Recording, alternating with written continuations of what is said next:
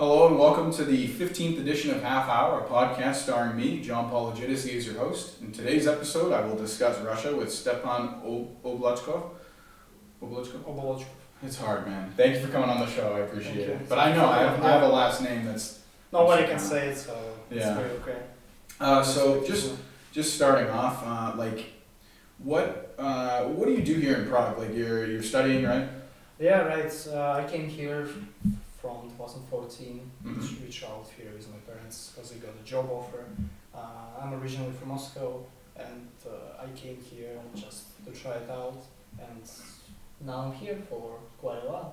Yeah, I like Prague too. It's a really nice place. I mean, I exchanged here and I just couldn't leave. Prague is a great city. Prague is a Mhm. great city. It has everything. It's really beautiful. Yeah, and I think our school is pretty good. I like our school. Yeah, our school is pretty good. It's my first semester here, so I just kind of get used to it. What are you majoring in? My major is sports management. Okay. I'm in international relations, so there's that. Yeah. But I guess so you've been to this country more times than you said in 2014. I live more in Russia than I live here, but it's Oh, okay. close. So I live 10 years in Russia and 8 years here. I'm 18, so Oh, okay. 10 Okay. I say. I don't know why I said 2014. I'm living in 2018, I guess, dude. I don't know. Right. Okay, so I guess we can get into the meat and bones of the discussion. So we're talking Russia. Russia and Ukraine. Pretty large More country. Russia, yeah. Pretty. The largest country in the world. Lots of land. Lots of land, lots of resources, but unfortunately, the problem is how it's so wasted all the time because of the corrupt government ruled by Vladimir Putin. I'm gonna try to obviously not talk too much about him, not too strict on him because I don't have problems, but Yeah. I will try to say just factual information about it. So And it's pretty interesting because Putin he's the leader of United Russia, right? Which is the largest party in the country, or he's a leader of the whole Russian Federation. So he has been president before I was actually born. He stepped in 2000. oh, okay, that's the year I was born. Yeah. So it's the whole life of yours. But I know that United Russia, like the party specifically, it's like Yeah, United Russia, his party. Yeah, yeah, Единая okay. Россия. that's what I was. That's what you're thinking. Yeah. Like they're in the parliament. Right, there's a major in the parliament, obviously, because also you're gonna talk more of his way of ruling, that's how it became possible, even though he's not the most popular politic right now, Mhm. but he reaches lots of elections. Oh, okay. Really simply by the fact he just simply add in papers for his name, for his party, and this is the way he keeps himself in power, and obviously as well as being bloody, you know. Yeah, and I think what's really special about some of the guests I'm interviewing, specifically me being over here in Europe, is I get to hear your point of view from a country you grew up in, spent all the time there. Like I grew up in the U.S., you grew up in Russia, so it's kind of it's cool to have this dynamic and kind of talk. Exactly, it's always cool because as I now know from experience, I know lots of Americans like the stuff our government tried to say about you is so twisted from what is actually real life, you know. We say you want to obviously kill all Russians, you want to start the war, and in fact it's probably the opposite. The government wants to start the war. Yeah, It's sad that that's the reality that our two countries find themselves in. I think that Russia's conduct right now is not good. Now, in my major specifically, we're always trying to understand why actions are being taken. So I've spent a lot of time trying to understand why they're acting this way, why Putin decided that this national project that he wanted to endeavor on is what he thinks he should do. So I'm trying to understand his or Russia's angle or his leadership's angle, as well as the American angle, the European angle, and all of it. So right, I think his angle is you can quite see it's originated from where Putin originated, and as you know, he was a KGB agent.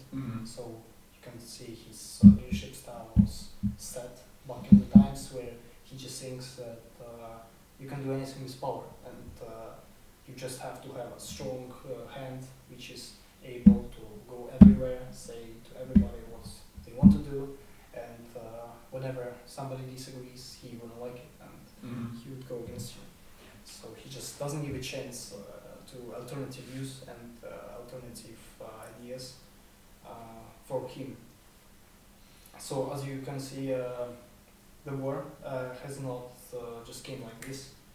It's been years of fake news, of telling the people what is actually the opposite of, for instance. I remember when I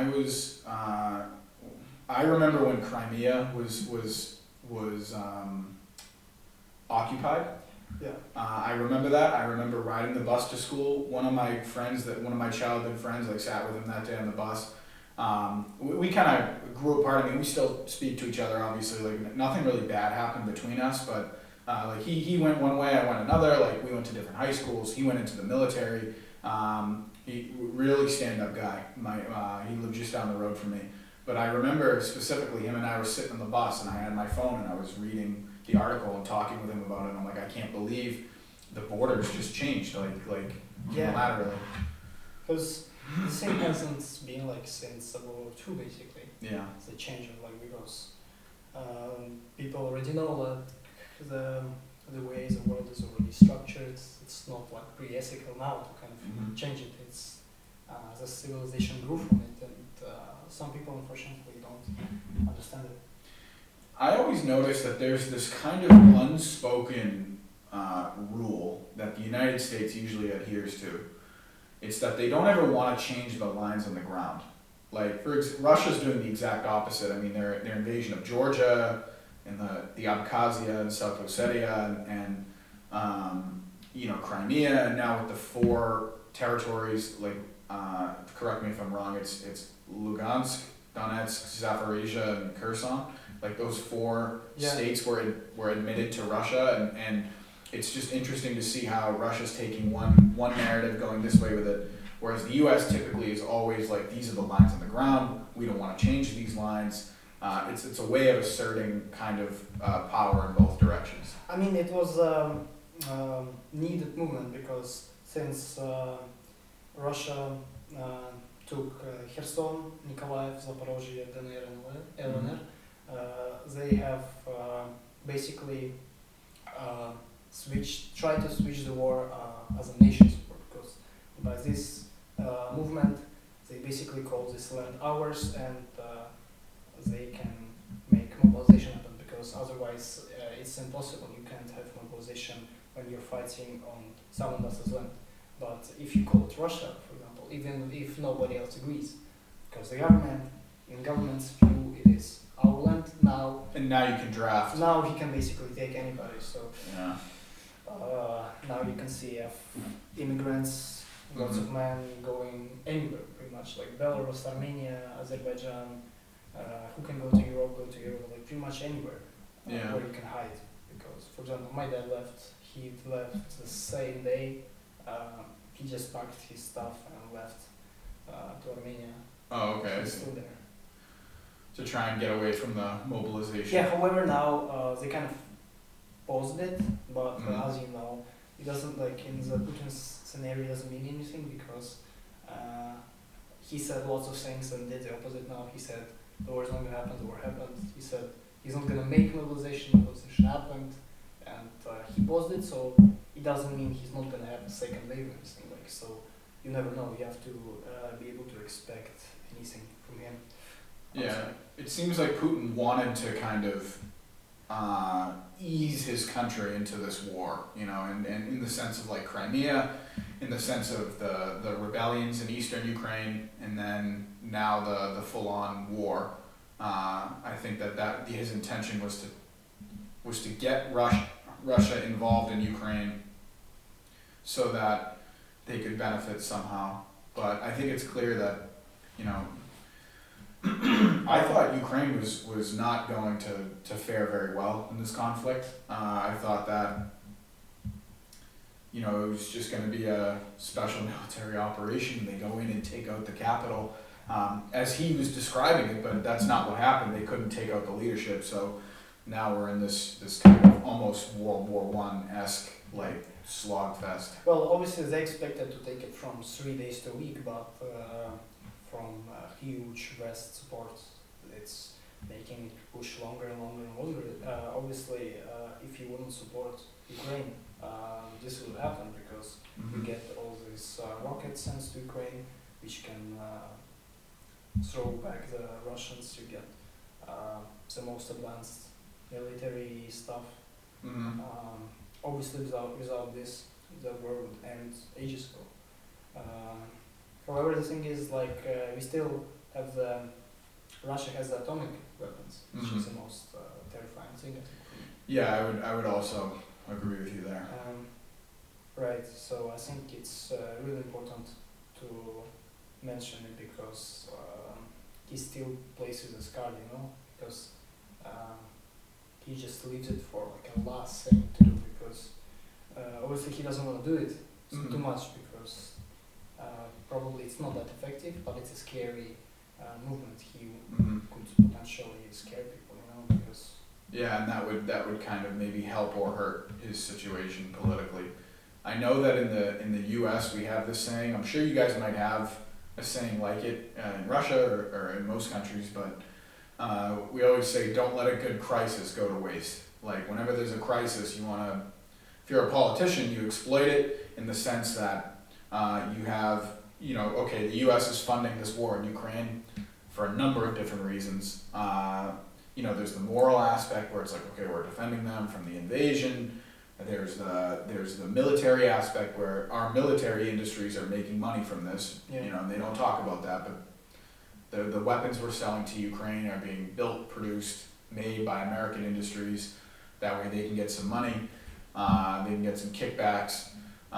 It's just things like this that go to show you like why we're involved in their fight. Yeah, and I think it's like also important just to get like political credit, because same happened like with COVID, and governments had to help, to say like, okay, they're doing something for the good sake, it's a movement for a good sake to just build up an image that you're trying to have for the good. But I would say it is kind of not such a good idea because it's just gonna continue the war because as you can see, our government is not trying to stop now, and they're continuing it, and they're basically sponsoring them to keep you even like more and more. I'm not saying you don't have to support them at all, like you have to support it, but I think what would be more efficient is trying to help the two countries have a diplomatic way to solve it. Because I think wars are such a long history of it, and you have to, in modern world, you have to talk. I just actually, before we recorded this, I came out of my modern diplomacy class, and we were talking about, like diplomatic protocol, diplomatic like language, like how you're supposed to, speak and present yourself. The Vienna Convention of 1961 went over a lot of that. I just learned this in class. We went over it. Right. I went over about how states are supposed to interact. And they set this up because of the decolonization that was happening, in Africa and in Asia and other parts of the world, so that these new states could have some guidelines on how the diplomacy is supposed to work. But to me, it's really sad that Russia felt as though, or I would say Putin. I don't want to say Russia because I'm not going to throw everyone in this bag. Yes, this is what I think it's important to mention as well. Like I don't like how people just call it Russia. It's not about Russia, I'd say, because I've been to the country. I can tell that people are being really fooled. People are viewing the image completely the opposite. It's, as I said, it's not just became like this. Just Putin woke up one day and it's like, oh, let's go fight Ukraine.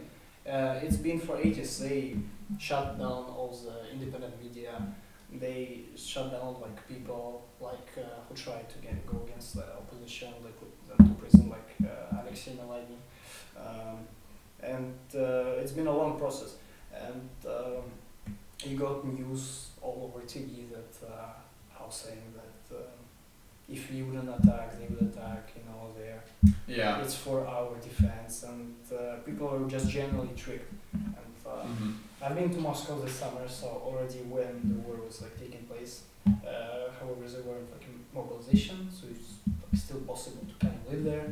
It was okay actually. So you can see lots of posters which are genuinely like the opposite, complete opposite. Like for example, it would have like a posters of some crying kids, and it says like the Donetsk kids are being harassed by the bloody regime in Ukraine of Vladimir Zelensky, and we are the saviors. Basically, they wanted to masquerade it as the savior war, you know. Yeah. So Like- completely twisted. Like they're trying to save their influence, kind of, or As well as that, and they're just like completely changing the morals. You know, they're completely showing black as white and white as black. when you say they, you mean like The government. the people in power. The people empowerment. Yeah, because so I would say propagandists. And I was going to say the media is The very. media, yeah. Is the media in Putin's pocket? Of in course, this way? all the, as I said, like the couple of years before, they slowly shut down every media. They called them extremists, foreign agents, and they basically disallowed them and discredited them. Mhm. And now they made more like laws. For example, there's a law about discreditation of army, which I think is pretty funny because if you write something about the army, you can say you're discrediting army. However, the fact that they are like invading another country doesn't discredit them. You know, they're discrediting themselves. Yeah. But you can speak about it. Hmm. That's pretty twisted as well. So I would call it crazy. What's going on? And just to kind of give you some perspective from my not upbringing, but the people in the U.S., especially some of the older people, when they say the word Russia, what they're really saying is the former Soviet Union. And I think that a lot of people in America, you say, or this has just been my experience, you say Russia. They don't really know the difference between Ukraine, Belarus, Russia, in the sense that when they were growing up, it was the Soviet Union, and anything past Poland was like Russia, you know. Basically, yeah. And I'm not saying this to give credit to what Putin's doing, not at all. What I am saying is that there is a lack of geographical but also cultural understanding, Yeah. especially in the West, but also especially in the U.S., with what Russia is. And I think Putin is trying to exploit this lack of understanding because, you know, Ukraine and Russia, they share a lot in common in terms of like, you know, language structure and like culture and things like that. It's just, it's important for me to just come out and say it that we, aside from the experts in geography and the people who are very well educated in this field, you know, when even back home, people say, oh, Poland, that's near Russia. And it's like, well, Poland is a Slavic country as well, but they're a little different. You know, they're Catholic, you know, instead of the Orthodoxy, and, you know, things of this nature. Yeah, I'd say it's kind of true, but kind of not, because I must agree that Russia, Ukraine, and Belarus are really similar. Mhm. Like they're more similar to, let's say, than Russia and Poland and Baltics. Mhm. They're more different. But those countries, because we have lived together for lots of times. Russian Empire contained them. USSR. Before that, we had kingdoms. Originally, so we had kingdoms, and it was all mixed. Like it was all mixed, so we have a really big history of them together. And after it kind of broke up, lots of people weren't happy with that because they have mentality that we are the great power, we are a huge country, and lots of people were really sad that this fall, and we don't have as much influence, and especially in the early 10s, Ukraine wanted to even be further away from Russia. Like they wanted to start joining the EU and to just have their own way. And I think which is important for Putin as well. This was the important point. I think there was a change of the president in like 2012 when they had something called Orange Revolution, when they slowly decided to go more with the West. And I think this is important thing to mention because I think Putin was scared that if Ukraine is gonna be going towards the West, the people will live more, have more money, their economy will grow, and the Russians will overtake him because they would look at Ukraine, as I said, the situations were really similar. We are really similar countries, and they would question like, why is it so? And they would want the same thing. Yeah, like you make a really good point that I had a professor last semester and the semester before, we would, during the class breaks, I'd maybe have a conversation or two with him about this, but he basically is echoing what you're saying about how if Ukraine is you know, adopting kind of the Western economic like trends, but also the political, the societal kind of things, like Russians will see that and be like, if it works in Ukraine, it can work in Russia. Exactly. And Putin doesn't want that because it helps him hold on to his power and influence. Yeah, because I think right now he's just like hiding that he likes our country and he wants to do it for us. The fact that he doesn't care about us, he only cares about his own ruling, and he's trying to just twist it that way so it sounds like but in fact it's not. Yeah, I would say that's the thing. Yeah. To me it's just so interesting because, you know, I come from a place where we speak one language, and I say that as kind of like in terms of like business, or like, you know, if you ask someone a question, you're gonna ask them in English, and in like we have some Spanish speakers in the U.S. It's growing quite rapidly actually, which is why I'm trying to learn Spanish. We have a lot of other languages that are very small, and you maybe speak them in your house with your family. So if you have immigrants from the Philippines or from Japan, you know, things like that, you might speak in the house, and then when you go out, you go to school and you go to work, you speak in English. And in Russia, it's very similar from what I understand, but in the nations around you, they all speak Russian because of the Soviet influence and like the government style. Yep. So you guys kind of have a very similar kind of outlook there, but I know Russia's a bit more multi-ethnic when you look into it. It's true. We have like Russia. We have not only Russians. We have lots of different ethnicities. We have, for example, like Tatars. We have people from foreign countries which are past USSR, like Uzbekistan, Tajikistan, like Georgians, we have Caucasians, and lots of different, what do you call them, nations or like ethnicities. That's the word in English. Yeah. They have lots of ethnicities, so it's really broad. So obviously, the main people are Russians, but we have a huge diversity. So it's, I think it's a good thing because we take experience from everybody, and we are all kind of dependent on each other. Like, for example, Chechens are really dependent on Moscow. People in Yekaterinburg, all the regional cities, because as the Russian structure works, it's all really centralized. All the decisions are made from Moscow, all the budgets are set in Moscow, and then they're sent, for example, okay, you get 50 million for a year budget to Yekaterinburg, you have 30 million for Rostov, and it's set all over the countries, and this helps as well the government to keep in charge, because they just don't let, like, Russia is Russian Federation, so technically it's supposed to mean that all the regions are supporting each other, and they like kind of different abilities, but in reality, it's all ruled by the people in Moscow, and it's all decided there.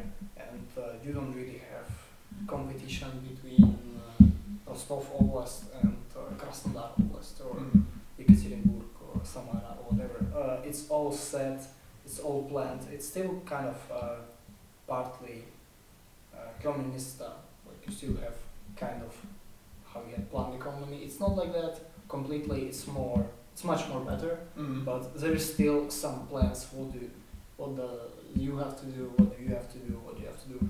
Then you send all the goods to Moscow, and then they pay you some money. So I think it's a big problem as well. Like it helps the government to get in charge because people are really dependent on the head. You know, they can't just say okay, like we're gonna do our thing, you do your thing. Like they are dependent on the. So the Russian central government determines a lot. Yeah. And I thought it was interesting when you said like, you know. I have a joke in Russia, like we have Russia and we have Moscow. Moscow is a different country. That's what I'm from Moscow. That's what my friends from outside Moscow said to me. I guess it kind of applies with DC. I mean, Washington DC is kind of like that. What's interesting though is Washington DC is like it's technically a territory of the U.S. and it means that like they don't necessarily get the same voting rights that the rest of the nation gets because they're not like inside of a state. It's similar to how Puerto Rico operates right now. But Right. I thought it was interesting when you mentioned how you have all these ethnicities and they're in your country and it provides for like a common experience and you learn from each other, and that was very relatable. I think in the U.S. we have that, but it's slightly different because I know that in Russia, for example, like you said the Tatars or Tatarstan, yeah, they have like a territory, like they have like a set territory. It's not a set territory. It's called Tatarstan, but it's also like a republic. Yeah. So you have a republic, but it's in the federation, so it's all together. They kind of have some local abilities. They have their culture, they have their clothes, whatever. They have their ethnicity, so like they can show it off, but they don't have abilities to make like decisions if they don't agree with something or the way they want to like push forward. You know, they're just being told that. So. I just thought it was interesting because in the U.S. we have a lot of ethnicities as well. We have everybody, but it's more like mixed in. And the only way I can describe that is like we don't necessarily have a state. Well, okay, so you have the native like tribes. They have reservations that they live on, or they don't need to live there, but they have this land for their culture and for those things. So it's similar, but in terms of like all the races. You know, you can be of any race and you live in any state and it's like everything's deeply mixed, you know, deeply mixed in there. Whereas in Russia you have like the defined territory. Yeah, lots of people actually haven't even traveled like outside the country because obviously as well as the propaganda, like how they say, like, you know, don't go there. Yeah. There's nothing to do, you're gonna get bad Western influence on you, and just like you have everything inside, you know, so you don't even have to go out of your region. Just stay if you're at your place. If you're at Krasnodar, stay at Krasnodar. Don't go. Like it's fine for you. And all this way how we've been raised. Like I've been raised like, and everybody I think like that we have patriotism. Like we have been like raised that lots of stuff dependent on history. And I would honestly say we are a great country. Like we've done lots of good things for the world. However, currently we are exploiting. The government is exploiting the past victories to be able to justify it. So it's basically saying, you know, we've done lots of good things. Now we can do whatever we want. Yeah. Yeah, and Russia's contributed a lot in like the scientific field. You know, the legacy of the space race. I love the space race. I think it's so interesting. You know, all the things that occurred there. But it's just sad to see the government is exploiting the weakness in the international system, like just to be able to do this and kind of, you know, push this direction. I think your insight's really valuable though. I believe like just to finish on this part, Mm-hmm. I believe it's like how we been like raised patriotism. I think it's important, but I think you have to like your country. But it doesn't mean that if you like your country, you have to be against others, and you don't follow everything that you've been told. So you know how they have on TV. We are good, Americans are bad. Yeah. This is the way. Don't think about it. Mm-hmm. Just it is the way. Don't try hard on your brain. No, this is the way. And lots of people are like, okay, I'm just gonna do my thing. Mm-hmm. They're too lazy to. That's another problem of Russians. We are lazy people. I can see it on myself as well. We are lazy people. If somebody in charge say something, you know, it's a part of our culture as well. It's like, because we have the Tsars and all. Mm-hmm. Yes, it's okay. They will do it from above. It's not related to me. I can just chill. Mm-hmm. I can just do my thing, and that's part of it. So we don't like to double check information. Mm-hmm. You know, they say okay, we're doing good things. You know, we don't want to double check and be like, maybe we're not. Maybe it's not so good, because we don't want to be sad. You know, it's a nice thing to hear. So we'll be like, yeah, let's go. Yeah, and you know what, you say this, and all I can think about is how in the U.S. we're having a very similar experience right now. You know, like, same thing. Americans are good, Russians are bad. Don't look too much into it. Yeah, Which- just trust me, bro. just trust me. bro. Yeah, This is it's the way, like this you is the way. shouldn't trust that sometimes, you know, because people are the same everywhere. I found out when I came here and when I traveled a little bit, people are really the same no matter where you go. Well, it depends on the culture. In some places, they're really not the same. But I will say that we're having Russia and the U.S. in different ways are having a very common experience, because in the U.S. we're having a lot of upheaval on how power has traditionally worked in our country as well. And we're not perfect, and I'm a patriot as well. I love the United States, I love this country, but I recognize that we've done good things and we've done some pretty bad Yeah, I things. think it's a good position, because like if you like your country doesn't mean you can't criticize it. You should criticize it Yeah, you to should. make it better. Like there's nothing wrong against it. I think you like your country better when you criticize it. Exactly, When you don't, because like, it makes it better. It shows it that you really care, and you see the issues which should be changed. You know, Mhm. that's for the good thing. That's how a normal person should do it. Like you see the issue, you tell. You know, you see that someone broke a window, you can say, okay, we gotta fix it. Yeah. Not just hide it. put a yeah. towel on it and nothing. Yeah. It's good. It's Hey, Americans. So We we're can do anything against it. yeah, seriously, man. I can't really disagree with you there. We are running out of time. Yeah. We've kind of abutted up to the time, but I don't know if you want to mention anything else, like a last thought for a minute or two. I would say it's fine. Like I can talk about it for more ages, and he can talk about it more ages. We don't make it way too hard. I think. The time flies so quickly, like 33 minutes. Yeah, so it We felt should like we wrap just it up. started talking. Yeah, like it's crazy. I think it would be pretty interesting to watch. Yeah, it's gonna be good. I think we did a good job. Man, thank you for coming on. I really appreciate Yes, it. man. Guys, tune in for the next episode. I'm not sure when it's gonna be, but it should be pretty good. But cheers. Peace out. Peace.